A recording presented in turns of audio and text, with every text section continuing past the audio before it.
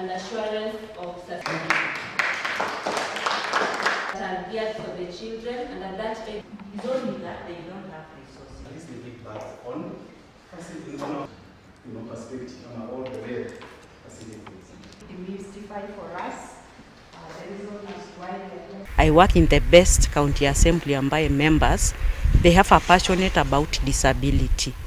They really want to help them, but because of limitation of resources, ndio in our limit. So ninaomba Action Aid Foundation watupe support across 25 wards ili waheshimiwa wenzangu wapate hiyo nafasi kusupport watu katika jamii.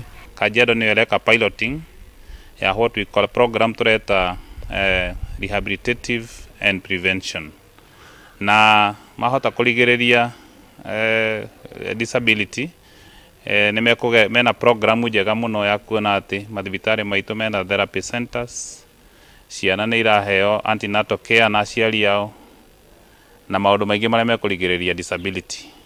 Nona kuhana uguo tondu we already have twina andu aria mena disability, acio mena disability ni meguthi na mbere gwikwo what we call the rehabilitative program, nigetha matuike included in society, matuike agwitikirita thiini wa society, na matuike guthomithio nigetha mahote gwitegemea wene gukira gutegemea society mateithagie na maundu maria magirwo gukorwo magiteithia namo, na matuike included in the society nigetha maone mawira mathoma na social life yao ikorwo ĩ njega nigetha tukorwo na kiria twitaga a holistic society.